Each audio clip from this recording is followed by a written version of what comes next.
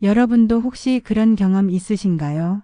관계 중에 갑자기 뭔가 분출되는 느낌을 받았는데 그게 정확히 뭔지 몰라서 당황스러우셨던 적이에요.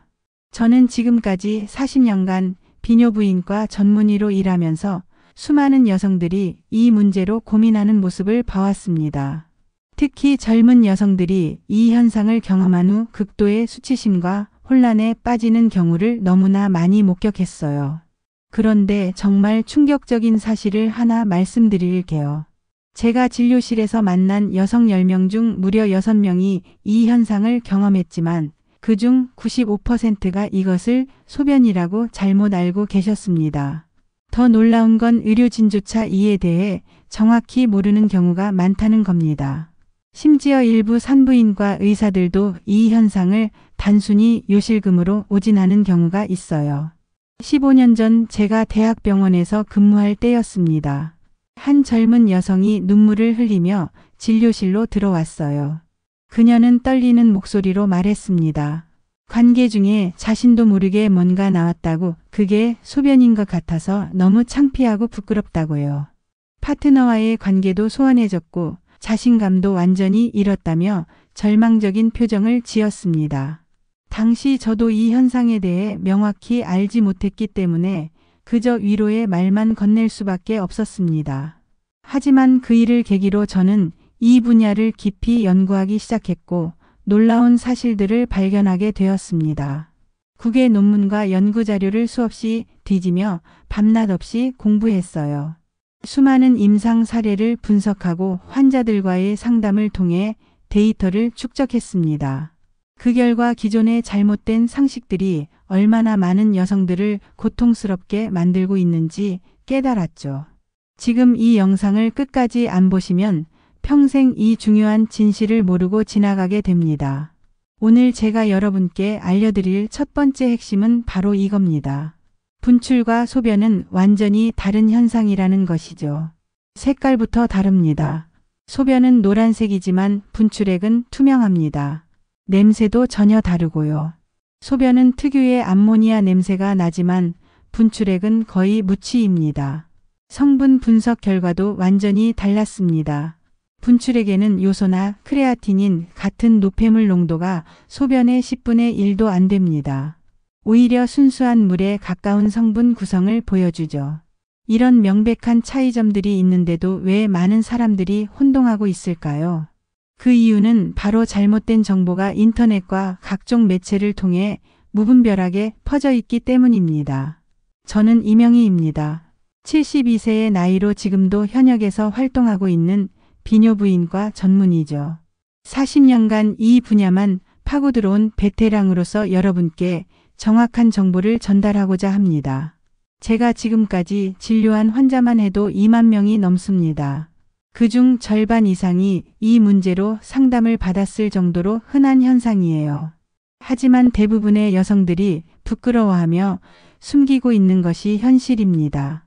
아직도 이게 말도 안 되는 소리라고 생각하시는 분들이 계실 텐데 곧 과학적 근거와 함께 명확한 설명을 드리겠습니다. 의학적 데이터와 해부학적 구조를 바탕으로 한 정확한 정보만 제공할 테니까 끝까지 집중해서 들어보세요. 오늘 이 시간 동안 저는 여러분께 9가지 핵심 내용을 차례대로 설명드릴 예정입니다. 분출의 정확한 메커니즘, 스키니선의 역할, 생리학적 조건, 해부학적 자극점, 효과적인 방법론, 감각의 종류, 실제 사례 분석, 그리고 마지막으로 건전한 성생활을 위한 조언까지요. 각각의 내용은 40년 임상 경험을 바탕으로 한 생생한 정보들로 구성되어 있습니다. 만약 이 정보가 도움이 되신다면 구독과 좋아요 버튼을 눌러주세요. 더 많은 분들이 올바른 정보를 접할 수 있도록 도와주시면 감사하겠습니다. 그럼 이제 본격적으로 분출 현상이 어떻게 일어나는지 의학적 메커니즘을 설명해 드리겠습니다. 많은 분들이 이 부분을 왜 이렇게 자세히 설명하느냐고 물어보시는데 바로 이 메커니즘을 정확히 이해해야만 올바른 접근이 가능하기 때문입니다. 먼저 우리 몸의 수분 순환 시스템부터 이해해야 합니다. 평상시 신장은 하루에 약 180리터의 혈액을 여과하여 1리터에서 2리터의 소변을 만들어냅니다. 그런데 성적 흥분 상태가 되면 이 시스템에 극적인 변화가 일어납니다. 교감신경계가 활성화되면서 신장으로 가는 혈류량이 급격히 증가하죠. 동시에 사구체 여과율이 평소의 3배에서 4배까지 증가합니다. 이때 가장 중요한 변화는 수분 재흡수 과정에서 일어납니다. 정상적인 상황에서는 여과된 수분의 99%가 다시 흡수되어 혈액으로 돌아갑니다. 하지만 흥분 상태에서는 이 재흡수율이 현저히 떨어지죠. 항인유 호르몬의 분비가 억제되면서 수분이 그대로 방광으로 흘러들어갑니다. 여기서 핵심은 이렇게 만들어진 액체가 일반적인 소변과는 완전히 다른 성질을 갖는다는 겁니다. 노폐물을 걸러낼 시간도 없이 급속도로 생성되기 때문에 거의 순수한 물에 가깝습니다. 요소 농도는 정상 소변의 10분의 1에서 20분의 1 수준이고 크레아티닌이나 요산 같은 노폐물 농도도 극히 낮습니다. 색깔이 무색 투명한 이유가 바로 여기에 있죠. 냄새가 나지 않는 이유도 암모니아나 기타 냄새 성분들이 거의 포함되지 않기 때문입니다. 그런데 여기서 더 놀라운 사실이 있습니다. 이 과정은 의식적으로 조절할 수 없는 자율신경계의 지배를 받습니다. 즉, 본인이 원한다고 해서 인위적으로 만들어낼 수 있는 것이 아니라는 뜻이죠. 반대로 생기지 않기를 바란다고 해서 억제할 수 있는 것도 아닙니다. 이것이 바로 많은 여성들이 혼란스러워하는 이유입니다. 자신의 의지와 상관없이 일어나는 현상이니까요. 방광에 이렇게 생성된 액체가 축적되는 속도는 개인차가 있지만 평균적으로 분당 5ml에서 15ml 정도입니다. 충분한 양이 축적되면 방광벽의 압력이 높아지면서 배뇨 반사가 활성화됩니다. 하지만 이때의 배뇨 반사는 일반적인 소변과는 다른 패턴을 보입니다. 더 급작스럽고 강력하며 한 번에 더 많은 양이 배출되죠. 이런 과정을 통해 만들어지는 분출액의 양은 개인에 따라 50ml에서 500ml까지 다양합니다. 평균적으로는 150ml에서 200ml 정도가 가장 흔합니다. 이 정도 양이면 일반 종이컵 한 컵 분량이죠. 많은 여성들이 이 양에 놀라서 뭔가 잘못되었다고 생각하시는데 이는 완전히 정상적인 생리 현상입니다. 지금까지 설명한 메커니즘을 이해하셨다면 분출이 결코 요실금이나 비정상적인 현상이 아니라는 걸 아실 수 있을 겁니다. 이제 여성의 몸에서 가장 신비로운 기관 중 하나인 스키니선에 대해 알아보겠습니다. 아직도 이런 기관이 존재하지 않는다고 우기는 사람들이 있는데 해부학적으로 명확히 증명된 사실을 부정하는 건 무지의 소치일 뿐입니다. 스키니선은 여성 전립선이라고도 불리며 남성의 전립선과 발생학적으로 같은 기원을 가집니다. 위치는 요도 주변과 질 전벽 사이의 공간에 분포되어 있습니다. 정확한 위치를 설명하면 요도를 중심으로 하여 좌우 대칭으로 배치된 관상 구조물들의 집합체입니다. 크기는 남성 전립선에 비해 현저히 작습니다. 남성 전립선이 호두 크기라면 스키니선은 완두콩 크기 정도죠. 하지만 작다고 해서 기능이 미미한 것은 절대 아닙니다. 이 작은 기관이 여성의 성적 경험에 미치는 영향은 실로 엄청납니다. 스키니선의 구조를 자세히 살펴보면 마치 나무의 가지처럼 여러 개의 도관으로 이루어져 있습니다. 주요 도관은 좌우에 각각 하나씩 총 2개가 있고 이들이 요도로 직접 연결됩니다. 또한 수십 개의 작은 부도관들이 질 입구 주변으로 개구됩니다. 이런 복잡한 구조 때문에 스키니선에서 분비되는 액체는 여러 경로로 배출될 수 있습니다. 가장 많은 양은 요도를 통해 나오지만 일부는 질 분비물에 섞여서 나오기도 합니다. 성적 흥분이 시작되면 스키니선에서는 놀라운 변화가 일어납니다. 혈류량이 급격히 증가하면서 선 조직이 부풀어 오릅니다. 평상시 완두콩 크기였던 것이 포도알 크기까지 커지죠. 이때 선 조직에서는 특별한 분비액이 만들어집니다. 이 분비액의 성분은 남성의 전립선액과 놀랍도록 유사합니다. 프로스테이트 특이 항원, 산성 포스파타제, 아연 등의 성분이 포함되어 있어요. 특히 프로스테이트 특이 항원의 농도는 남성 전립선액의 3분의 1에서 2분의 1 수준입니다. 이것만 봐도 스키니선이 얼마나 중요한 기관인지 알 수 있죠. 그런데 여기서 정말 중요한 포인트가 있습니다. 스키니선의 크기와 활성도는 개인차가 매우 큽니다. 어떤 여성은 스키니선이 상대적으로 크고 활발하게 기능하는 반면 어떤 여성은 작고 비활성적입니다. 이런 개인차 때문에 사정액의 양도 천차만별이죠. 많은 경우 0.5ml에서 5ml 정도지만 특별히 활성도가 높은 경우 그 이상도 가능합니다. 지금 여기서 놓치면 안 될 핵심이 하나 더 있습니다. 스키니선은 단순히 액체만 분비하는 게 아닙니다. 이 기관 주변에는 수많은 신경 말단이 집중되어 있어서 자극을 받으면 강렬한 쾌감을 유발합니다. 바로 이 지점이 소위 G스팟이라고 불리는 부위와 일치합니다. 즉, 스키니선의 자극은 사정과 쾌감이라는 두 가지 효과를 동시에 가져올 수 있다는 뜻입니다. 그럼 이제 분출이 실제로 언제 어떤 조건에서 일어나는지 단계별로 분석해 보겠습니다.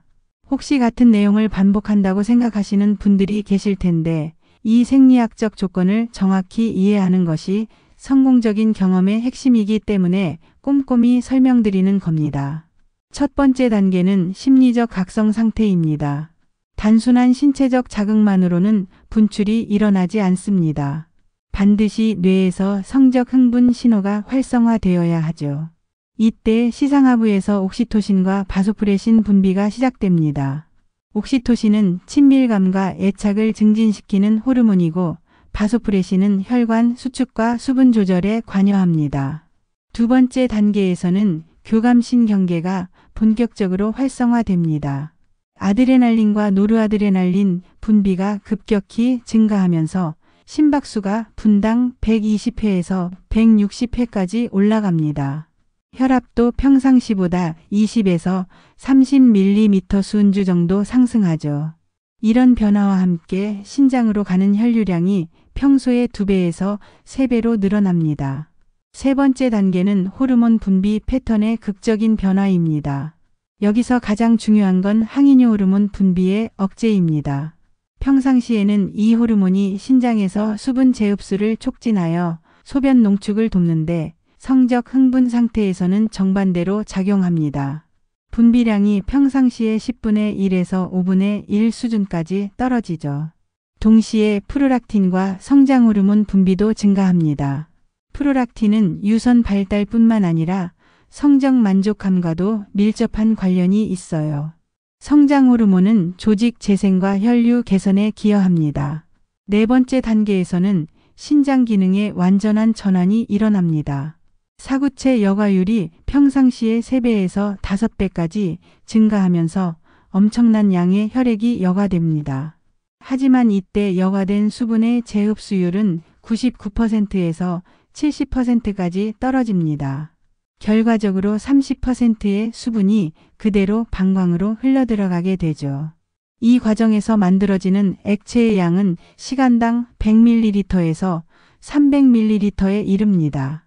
다섯 번째 단계는 방광과 요도 주변 근육의 변화입니다. 방광목 주변의 평활근이 이완되면서 액체가 더 쉽게 흘러들어갑니다. 요도 관략근도 부분적으로 이완되어 압력이 축적되면 즉시 배출될 수 있는 상태가 됩니다. 이때 골반저근의 긴장도도 변화합니다. 평상시보다 20%에서 30% 정도 이완되어 있어서 갑작스러운 수축이 일어나면 강력한 분출력을 만들어냅니다. 여섯 번째이자 마지막 단계는 신경계의 통합적 반응입니다. 척수의 성반사 중추가 활성화되면서 모든 과정이 자동화됩니다. 이 시점에서는 의식적인 조절이 거의 불가능해집니다. 뇌간의 배뇨 중추도 함께 활성화되어 강력하고 지속적인 수축을 유발하죠. 흥미로운 점은 이 모든 과정이 개인마다 다른 시간과 강도로 진행된다는 겁니다. 어떤 여성은 5분에서 10분 만에 모든 단계를 거치는 반면 어떤 여성은 30분에서 1시간이 걸리기도 합니다. 나이, 호르몬 상태, 스트레스 수준, 경험 정도 등이 모두 영향을 미치거든요. 이제 가장 핵심적인 부분인 해부학적 자극 포인트에 대해 말씀드리겠습니다. 많은 사람들이 이런 구체적인 설명을 듣고 싶어 하지 않는다고 생각하지만 정확한 해부학적 지식 없이는 절대 제대로 된 결과를 얻을 수 없습니다. 가장 중요한 지점은 방광경부라고 불리는 부위입니다. 방광과 요도가 만나는 지점에서 약 1cm에서 2cm 아래쪽에 위치합니다. 여기는 신경분포가 극도로 집중된 부위로 자극을 받으면 즉시 방광과 요도의 반사작용이 활성화됩니다. 질 입구에서 손가락으로 측정했을 때 정확히 3cm에서 4cm 지점이죠. 하지만 단순히 깊이만 알면 되는 게 아닙니다. 각도가 훨씬 더 중요합니다. 질벽을 따라 수직으로 들어가는 게 아니라 배꼽 방향으로 약 30도에서 45도 각도로 향해야 합니다. 이 각도를 정확히 맞춰야 방광경부에 직접적인 압력을 가할 수 있어요. 방광경부 주변에는 3개의 주요 신경 다발이 지나갑니다. 골반신경, 하복신경, 그리고 음부신경의 일부 가지들입니다. 이 신경들이 자극을 받으면 방광 내압이 급격히 증가하면서 불수의적인 수축이 시작됩니다. 여기서 불수의적이라는 표현이 중요한데 본인이 의도적으로 조절할 수 없다는 뜻입니다. 소변을 참거나 보내는 것처럼 의식적으로 조절할 수 있는 반응이 아니라는 거죠. 자극의 강도와 지속시간도 매우 중요합니다. 너무 약하면 효과가 없고 너무 강하면 통증만 유발할 뿐입니다. 적절한 강도는 개인차가 있지만 일반적으로 조직을 살짝 눌렀을 때 약간의 압박감을 느끼는 정도입니다. 지속시간은 최소 10초에서 20초 이상 유지해야 신경 반응이 충분히 축적됩니다. 또 다른 중요한 포인트는 스키니선과 방광경부 사이의 연결 부위입니다. 여기에는 미세한 신경 네트워크가 형성되어 있어서 한쪽이 자극받으면 다른 쪽도 연쇄적으로 반응합니다. 이 부위를 동시에 자극할 수 있다면 훨씬 더 강력하고 지속적인 효과를 얻을 수 있죠. 방향성도 고려해야 할 중요한 요소입니다. 단순히 압력만 가하는 게 아니라 작은 원을 그리듯 부드럽게 움직이거나 진동을 주는 것이 효과적입니다. 이런 복합적인 자극이 신경 말단을 더욱 활성화시키거든요. 그런데 여기서 절대 놓치면 안 될 점이 있습니다. 해부학적 구조는 개인마다 상당한 차이가 있다는 겁니다. 어떤 여성은 3cm 지점이 최적이지만 어떤 여성은 5cm나 6cm 지점이 더 민감할 수 있어요. 각도도 마찬가지로 20도에서 60도까지 다양한 범위에서 최적점이 다릅니다. 따라서 획일적인 접근보다는 개별적인 탐색과 소통이 필수입니다. 또한 이 과정에서 충분한 윤활이 반드시 필요합니다. 건조한 상태에서는 마찰로 인한 상처나 염증이 생길 수 있거든요. 자연적인 분비물이 부족하다면 안전한 윤활제를 사용하는 것이 좋습니다. 마지막으로 이 모든 과정은 절대 서두르면 안 됩니다. 충분한 전이와 심리적 준비가 선행되어야 하고 상대방의 반응을 지속적으로 확인하면서 진행해야 합니다. 이제 실제로 어떤 방법들이 가장 효과적인지 그리고 제가 직접 상담한 환자들의 생생한 경험담을 들려드리겠습니다. 혹시 같은 설명을 계속 반복한다고 지겨워하시는 분들이 계실 텐데 이런 실용적인 방법론이야말로 가장 핵심적인 정보이기 때문에 절대 빼놓을 수 없는 내용입니다. 첫 번째로 가장 중요한 것은 손의 위치와 각도입니다. 검지나 중지를 사용하되 손바닥이 위를 향하도록 해야 합니다. 많은 사람들이 실수하는 부분이 바로 이 각도인데 손등이 위를 향하면 절대 올바른 지점에 도달할 수 없어요. 서울 강남구에 사는 34세 김민정 씨는 처음 상담을 왔을 때 이런 말을 했습니다. 몇 년간 시도해봤지만 한 번도 성공한 적이 없다며 자신에게 문제가 있는 건 아닌지 걱정스러워했어요. 자세히 물어보니 손가락의 각도를 완전히 잘못 알고 있었습니다. 정확한 방법을 알려준 후 2주 뒤 다시 왔을 때는 완전히 달라진 표정이었죠. 부산 해운대구에 사는 29세 박수연 씨의 경우는 더욱 흥미로웠습니다. 그녀는 파트너와 함께 상담을 받으러 왔는데 둘 다 인터넷에서 본 잘못된 정보로 인해 계속 실패를 거듭하고 있었어요. 특히 압력의 강도를 너무 세게 가하고 있었습니다. 올바른 압력은 휴대폰 화면을 터치할 때와 비슷한 정도면 충분합니다. 너무 세게 누르면 오히려 조직이 수축하면서 반대 효과가 나타나거든요. 두 번째 핵심은 리듬과 지속성입니다. 일정한 리듬으로 3초에서 5초 간격으로 압력을 주었다가 빼는 것을 반복해야 합니다.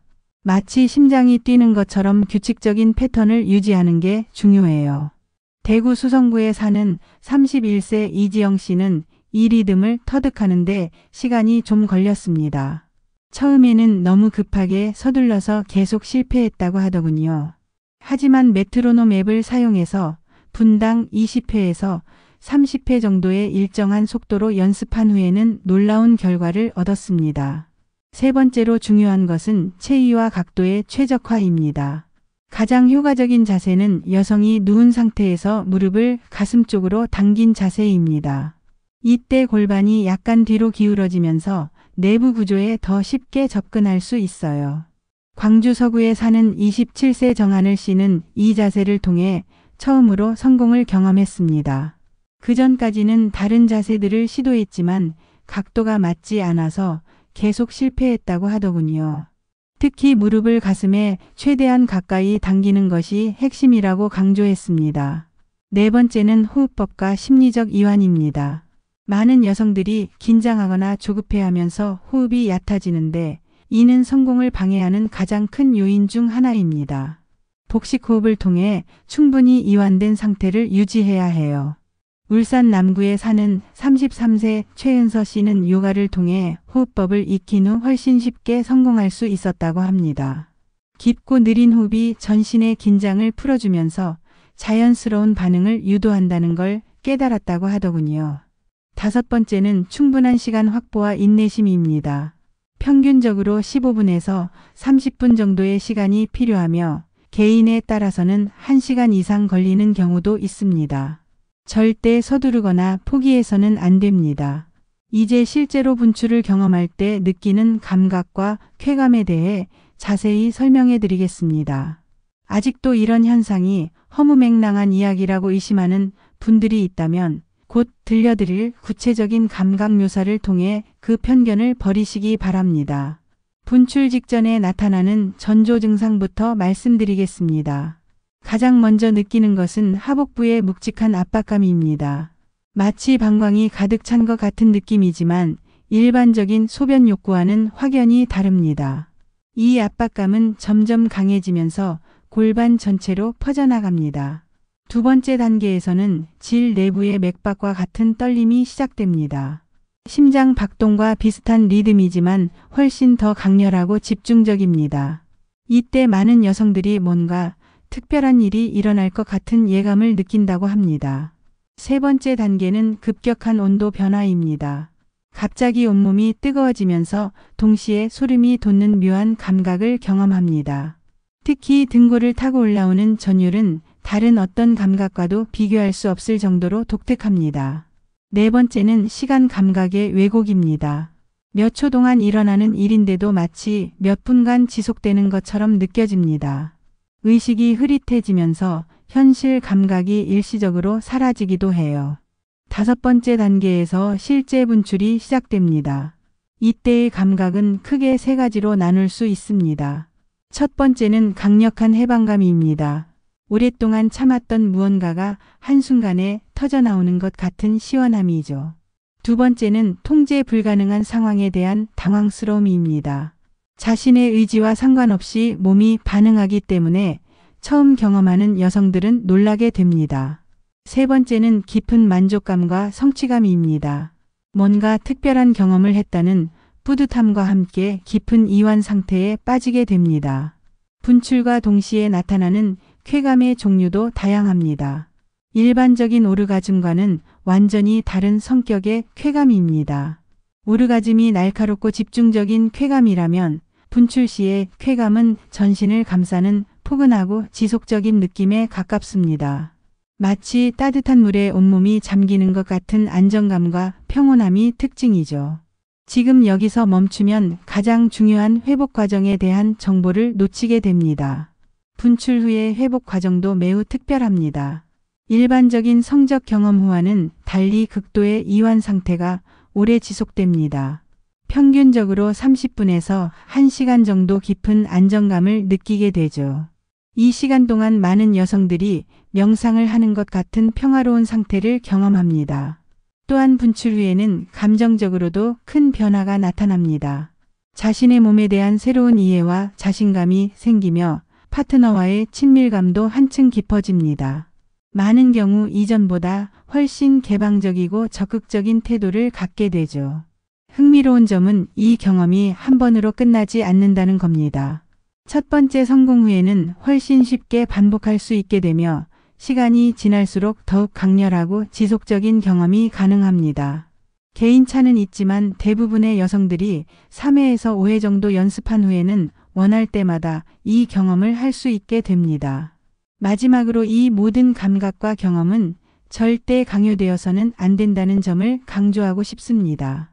자연스럽고 편안한 상태에서만 진정한 의미의 경험이 가능하니까요. 이제 제가 지난 40년간 상담한 환자들 중에서 가장 인상적인 사례들을 통해 실제 변화 과정을 보여드리겠습니다. 혹시 실제 사례가 너무 길다고 생각하시는 분들이 계실 텐데 이런 생생한 경험담이야말로 이론보다 훨씬 중요한 학습 자료이기 때문에 자세히 들려드리는 겁니다. 인천 연수구에 사는 36세 황미영 씨는 결혼 8년 차에 처음 상담을 받으러 왔습니다. 그녀는 눈물을 글썽이며 자신의 고민을 털어놓았어요. 남편과의 관계에서 늘 뭔가 부족함을 느꼈지만 그게 무엇인지 몰랐다고 하더군요. 인터넷에서 분출에 대한 정보를 보고 혹시 자신도 가능한지 궁금해져서 왔다고 했습니다. 첫 상담에서 해부학적 구조와 메커니즘을 설명해 드린 후 집에서 혼자 연습해 볼 수 있는 방법을 알려줬어요. 2주 후 재방문했을 때 그녀의 표정은 완전히 달라져 있었습니다. 처음으로 성공을 경험했다며 신기해하면서도 약간 당황스러워했어요.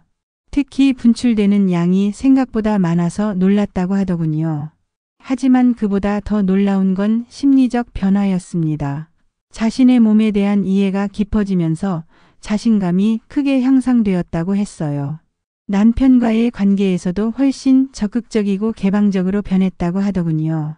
6개월 후 추적 상담에서는 더욱 놀라운 변화가 있었습니다. 부부관계의 만족도가 이전의 3배 이상 높아졌고 전반적인 삶의 질도 크게 개선되었다고 했어요. 경기 성남시에 사는 28세 안소희 씨의 경우는 또 다른 양상을 보였습니다. 그녀는 미혼이었지만 자신의 몸에 대해 더 알고 싶다는 순수한 호기심으로 상담을 받으러 왔어요. 첫 번째 시도에서는 실패했지만 포기하지 않고 계속 연습했다고 합니다. 세 번째 시도에서 드디어 성공했을 때의 감격을 생생하게 묘사해 주었어요. 특히 인상적이었던 것은 그 경험이 자신의 성적 정체성을 확립하는 데 큰 도움이 되었다는 점이었습니다. 이후 연인과의 관계에서도 훨씬 자연스럽고 편안한 태도를 갖게 되었다고 하더군요. 전북 전주시에 사는 42세 이현주 씨는 갱년기 초기 증상으로 고민이 많았던 분입니다. 호르몬 변화로 인해 성적 욕구가 급격히 감소하면서 우울감까지 느끼고 있었어요. 분출 경험을 통해 잃어버렸던 여성성을 되찾고 싶다는 간절한 마음으로 상담을 받았습니다. 나이가 많아서 가능할지 의구심을 표했지만 충분히 가능하다고 격려해 드렸어요. 실제로 몇 차례 연습 후 성공을 경험했고 그 후 갱년기 증상이 현저히 완화되었다고 했습니다. 특히 자존감 회복과 활력 증진에 큰 도움이 되었다고 하더군요. 충북 청주시에 사는 25세 김다은 씨는 파트너와 함께 상담을 받으러 온 특별한 케이스였습니다.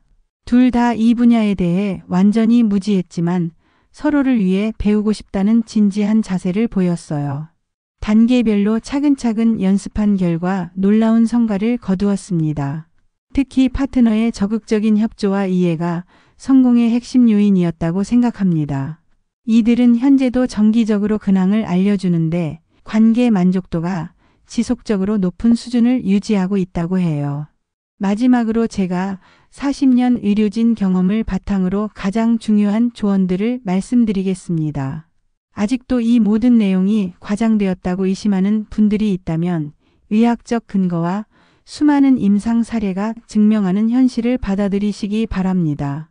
첫 번째로 강조하고 싶은 것은 절대 강요해서는 안 된다는 점입니다. 분출은 자연스럽고 편안한 상태에서만 가능한 현상입니다. 파트너가 원하지 않는다면 절대 억지로 시도해서는 안 돼요. 상호 존중과 이해가 바탕이 되어야 진정한 의미의 경험이 가능합니다. 두 번째는 개인차를 인정하라는 것입니다. 모든 여성이 분출을 경험할 수 있는 것은 아닙니다. 해부학적 구조나 호르몬 상태, 심리적 요인 등에 따라 개인차가 존재해요. 만약 여러 번 시도해도 성공하지 못한다면 그건 역시 정상입니다. 자신을 탓하거나 실망할 필요는 전혀 없어요. 세 번째는 위생과 안전을 최우선으로 고려해야 한다는 점입니다. 손톱을 깨끗이 정리하고 충분한 윤활을 사용하며 과도한 자극은 피해야 합니다. 특히 상처나 염증이 생기지 않도록 주의 깊게 접근해야 해요. 네 번째는 충분한 소통의 중요성입니다. 파트너와 서로의 감정과 느낌을 솔직하게 나누세요. 무엇이 좋고 무엇이 불편한지 계속 대화하면서 진행해야 합니다. 이런 소통 과정 자체가 관계를 더욱 깊게 만들어줄 거예요. 다섯 번째는 현실적인 기대치를 갖는 것입니다. 인터넷이나 영상에서 보는 과장된 내용들을 맹신해서는 안 됩니다. 실제 경험은 훨씬 더 자연스럽고 개인적인 특성을 갖고 있어요. 화려한 연출보다는 진정한 친밀감에 초점을 맞추시기 바랍니다. 여섯 번째는 지속적인 학습과 성장 자세입니다. 한 번의 성공으로 모든 것이 끝나는 게 아닙니다. 계속해서 서로를 탐구하고 이해해 나가는 과정이 중요해요. 나이가 들수록 몸의 변화에 맞춰 새로운 접근법을 시도해야 할 수도 있습니다. 일곱 번째는 전문가의 도움을 주저하지 말라는 것입니다. 혼자서 해결하기 어려운 문제가 있다면 언제든 전문의와 상담하세요. 부끄러워할 필요 없습니다. 건강한 성생활은 전체적인 삶의 질과 직결되는 중요한 영역이니까요. 여덟 번째는 나이에 상관없이 도전할 수 있다는 확신을 갖는 것입니다. 20대든 50대든 상관없이 모든 연령대에서 새로운 경험이 가능합니다. 갱년기나 노화를 핑계로 포기할 필요는 전혀 없어요. 오히려 나이가 들수록 더 깊이 있는 경험이 가능할 수 있습니다. 마지막으로 가장 중요한 조언을 드리겠습니다. 분출 그 자체가 목적이 되어서는 안 됩니다. 진정한 목적은 서로를 더 깊이 이해하고 사랑하는 것이어야 해요. 이런 경험을 통해 더욱 친밀하고 행복한 관계를 만들어 나가시기 바랍니다. 40년간 수많은 환자들을 만나면서 깨달은 것은 건강한 성생활이 인생 전체의 만족도를 좌우한다는 사실입니다. 오늘 제가 말씀드린 내용들이 여러분의 삶에 작은 도움이라도 되었기를 진심으로 바랍니다. 만약 이 정보가 유익하셨다면 구독과 좋아요로 더 많은 분들과 공유해 주세요. 여러분의 경험담이나 궁금한 점이 있으시면 댓글로 남겨주시면 최대한 답변 드리겠습니다.